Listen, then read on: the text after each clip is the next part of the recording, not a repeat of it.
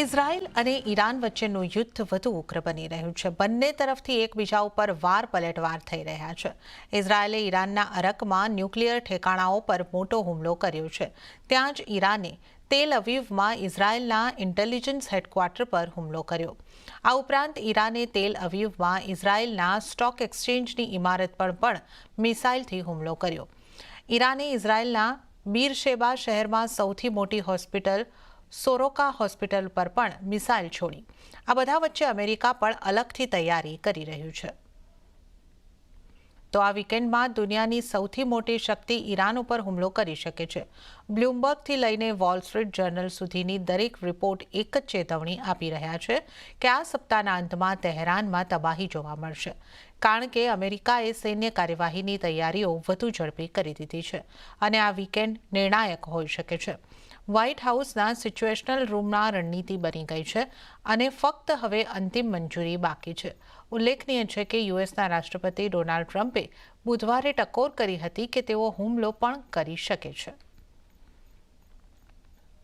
Operation Sindhu હેઠળ Israel Iran સંઘર્ષ વચ્ચે ઉર્મિયા મેડિકલ યુનિવર્સિટીના લગભગ 110 ભારતીય વિદ્યાર્થીઓ સુરક્ષિત રીતે ભારત પરત ફર્યા છે. આમાંથી લગભગ 90 વિદ્યાર્થીઓ કાશ્મીરના છે. ભારત પહોંચેલા વિદ્યાર્થીઓએ કહ્યું, ત્યાંની પરિસ્થિતિ દરરોજ ખરાબ થઈ રહી છે. ખાસ કરીને તહેરાનમાં પરિસ્થિતિ ખૂબ જ ખરાબ છે. યુદ્ધ સારી વાત નથી. યુદ્ધના કારણે માનવતાનો નાશ થાય છે. તમને જણાવી દઈએ કે વિદ્યાર્થીઓ 17 જૂને રોડ માર્ગે આર્મેનિયા પહોંચ્યા હતા, જ્યાં તેમને હોટલમાં રાખવામાં આવ્યા હતા. પછી 18 જૂને તેમને ઇન્ડિગોની સ્પેશિયલ ફ્લાઇટ દ્વારા દોહા લઈ જવામાં આવ્યા અને આજે વિદ્યાર્થીઓ દોહાથી નવી દિલ્હી પહોંચી ગયા છે. खुश हूँ, बहुत खुश हूँ. खुशी बयान नहीं कर सकता. अपने घर वालों को देखने के लिए खुशी जो है बहुत ज़्यादा है. वहाँ के हालात बहुत वर्स्ट हैं. वहाँ के लोगों के लिए भी, वहाँ छोटे छोटे बच्चे हैं, सब लोग हैं, हमारी तरह ही लोग हैं सब, वो भी सफ़र कर रहे हैं.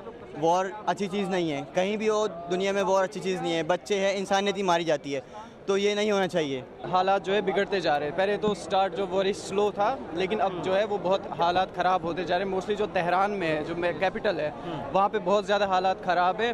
वहाँ से जो है सबको निकाला जा रहा है. इंडियन स्टूडेंट जो हैं वो सारे वहाँ से निकल रहे हैं और बाकी यूनिवर्सिटी में जो भी बच्चे थे वो निकल रहे हैं. और हमें जो है वो उर्मिया से इन्होंने पहले हम उर्मिया यूनिवर्सिटी के हैं. They are doing very good job. They evacuated all the student from all the university. Now they are taking them to the safe place. Indian embassy ने हमारे लिए सब कुछ ऑलरेडी प्रिपेयर्ड रखा था. हमें उतनी प्रॉब्लम नहीं हुई. बस हम थक गए हैं. जब हम उर्मिया से निकले तो उधर हालत उतने ख़राब नहीं थे. हमें डॉम के सामने से, विंडो के सामने से मिसाइल जाती हुई दिखती थी. और एक बार बस एक इंसिडेंट मुझे याद है जो हुआ था कि हमारे 3 बजे रात को हमारे डॉम के ऊपर से एक मिसाइल निकली थी तो हमारी पूरी विंडो हिल गई थी.